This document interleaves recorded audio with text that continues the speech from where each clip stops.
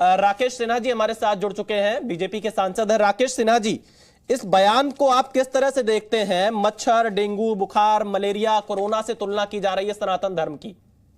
देखिए, वास्तव में क्या है कि तमिलनाडु की पॉलिटिक्स में, राजनीति में जो एक नई चीज आ रही है वो भारत की संस्कृति पर हमला है और उसका नेतृत्व स्टालिन के सुपुत्र कर रहे हैं। मैं उनको बताना चाहता हूँ, पहले एक सनातन धर्म का तात्पर्य समझे, दूसरा उस सनातन धर्म में तमिल समुदाय का ऐतिहासिक योगदान क्या रहा है, इसको या तो वे समझ नहीं पा रहे हैं या समझते हैं तो राजनीति के कारण उसकी अभिव्यक्ति नहीं हो पा रही है। अगस्त मुनि, ऋषि अगस्त ही को कहा जाता है जिनको भगवान शिव ने तमिल भाषा सिखाया था। और ऋषि अगस्त ने दक्षिण और उत्तर के बीच में एक सेतु का काम किया और तमिल संस्कृति में सबसे बड़ा योगदान अगस्त मुनि का है। तो क्या द्रविड़ मुनेत्र कळिंगम यानी डीएमके पार्टी अगस्त मुनि की उस ऐतिहासिकता को, उस आध्यात्मिक यात्रा को, उस दार्शनिकता को और उस तमिल के इस इतिहास को नकारना हट चाहती है? क्या सनातन धर्म को समाप्त करने का मतलब है अगस्त मुनि को समाप्त करना, अगस्त के इतिहास को समाप्त करना, अगस्त के दर्शन को समाप्त करना? यानी ओल्ड तमिल जो कि एक ऐसा ट्रेजर है जिस पर हिंदुस्तान गर्व करता है। प्रधानमंत्री नरेंद्र मोदी जी जब कहते हैं कि तमिल भाषा सबसे पुरानी भाषा, सबसे समृद्ध भाषा है, इसके पीछे क्या भावना है? भावना यही है, वह अगस्त मुनि का योगदान, जिसका संबंध सीधे शिव से है। तो राम, शिव, कृष्ण जो सनातन धर्म के, सनातन दर्शन के आधार है। सनातन दर्शन का आधार क्या है? उपनिषद है। उस उपनिषद को मैं डीएमके को बता देना चाहता हूं, जो लोग लोकतंत्र की बात करते हैं, यदि उपनिषद नहीं होता तो भारतीय समाज लोकतांत्रिक नहीं होता। उपनिषद के दो शब्द हैं, नेति नेति, यह भी नहीं वह भी नहीं, this is not that is not, जिसके कारण नचिकेता ने यमराज को सवालों के घेरे में लाया। जिस देश के दर्शन का आधार कंटेस्टेशन हो, यानी प्रतिकार करना हो, उस देश में यह कहना सनातन धर्म भारतीयता के प्रतिकूल है, मुझे लगता है कि अज्ञानता नहीं, अंधकार के। लेकिन राकेश जी, कांग्रेस पार्टी के भी शीर्ष नेताओं ने चुप्पी साधी हुई है अब तक इस बयान पर, उनका भी कोई बयान सामने नहीं आया है। देखिए, कांग्रेस पार्टी राजनीतिक बाध्यताओं के कारण इस देश को तोड़ चुकी है। 1947 का विभाजन कांग्रेस की सत्ता लोलुपता थी, नेहरू का प्रधानमंत्री बनने का सपना था और महात्मा गांधी जी की चुप्पी थी। इससे कांग्रेस पार्टी ने उस सत्ता लोलुपता में इस देश को तोड़ा है। कांग्रेस पार्टी ने 1909 में कॉमनल रिप्रेजेंटेशन को स्वीकार किया था। 1916 में लखनऊ पैक्ट में सांप्रदायिकता को मुहर लगाया और अंत में जाकर 1947 में, हमने 46 में जब इस देश में डायरेक्ट एक्शन हुआ, जब कलकत्ता की सड़कों पर हमारी बहनों को, माताओं को के सम्मान पर हमला हो रहा था, स्टेट्समैन की एक पत्रकार जो गर्भवती महिला थी उसका बलात्कार किया गया, उसकी हत्या की गई, 1600 लोग मार दिए गए जिन्ना के अपील पर। कांग्रेस चुप क्यों थी?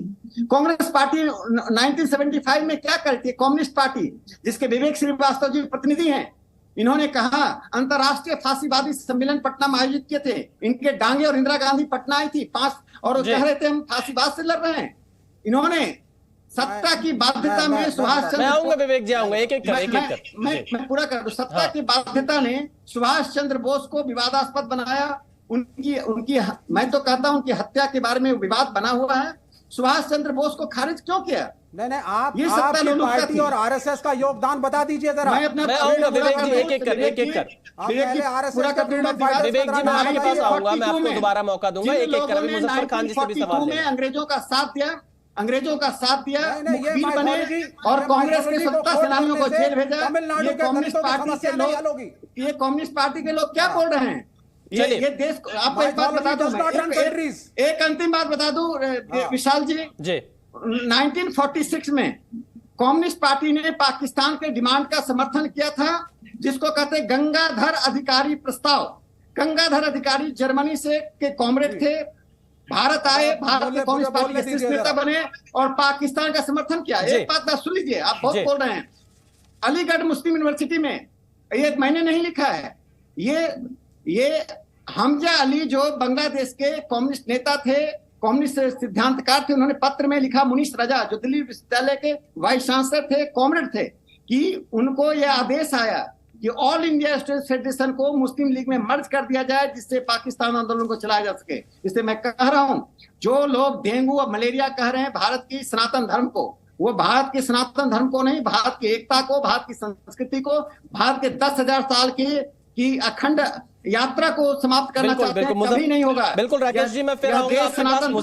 मुजफ्फर खान जी भी हमारे साथ जुड़े हुए नेशनल कॉन्फ्रेंस के नेता है। मुजफ्फर खान जी, उदयनिधि स्टालिन ने जो बयान दिया है, आपकी, विवेक जी मैं आपके पास आऊंगा, मैं आपके पास दोबारा आऊंगा, एक सवाल मैं मुजफ्फर खान जी से ले रहा हूं, फिर आपके पास ही आऊंगा। बोला है मैं आऊंगा, मैं आपसे जवाब लूंगा, मैंने नोट किया हुआ है, मैं पक्का आपके पास आपका जवाब लेने आऊंगा। मुजफ्फर खान जी, क्या आपकी पार्टी उदयनिधि, कम्युनिस्ट पार्टी का, कांग्रेस का इतिहास है, देश को बांटने का। राकेश जी मैं आता हूं, राकेश जी मैं दोबारा आता हूं। मुजफ्फर प्रधानमंत्री नरेंद्र मोदी जी ने कांग्रेस पार्टी का इतिहास देश के लिए, प्रधानमंत्री मोदी जी ने अमृत काल में देश को नई दिशा दी है, नई दिशा दी है। जब G20 हो रहा है, जब दुनिया के राष्ट्र नेता भारत के जमीन पर आ रहे हैं, तो ये भारत। चलिए एक मैं चाहूंगा आप दोनों लोग थोड़ा सा धैर्य रखिए। मुजफ्फर खान जी से मैं एक सवाल लेता हूं, फिर मैं आप लोग के पास दोबारा वापस आऊंगा।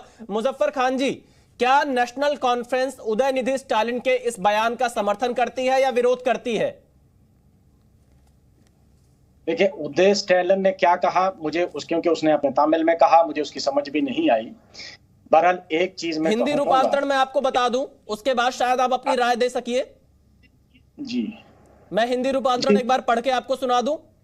हाँ जी, सुना दे। मुजफ्फर खान जी, उदयनिधि स्टालिन ने यह कहा है कि ऐसी कुछ चीजें हैं जिनका विरोध करना काफी नहीं होता, हमें उन्हें समूल मिटाना होगा। मच्छर, डेंगू, बुखार, मलेरिया, कोरोना, ये ऐसी चीजें हैं जिनका हम सिर्फ विरोध नहीं कर सकते, हमें इन्हें मिटाना होगा। सनातन भी ऐसा ही है। क्या आप इस बयान से समर्थन करते हैं या विरोध?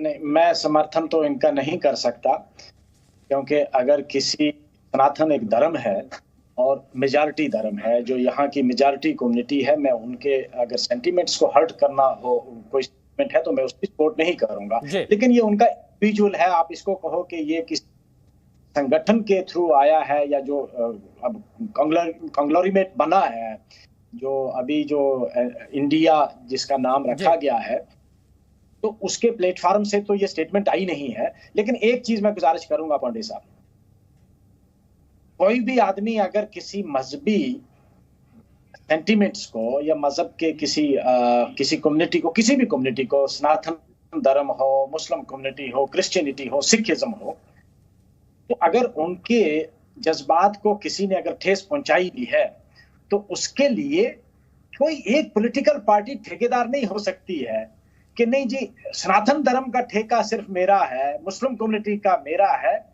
इस आइडियोलॉजी के खिलाफ लड़ने की जरूरत है कि सियासत इस पर नहीं होनी चाहिए।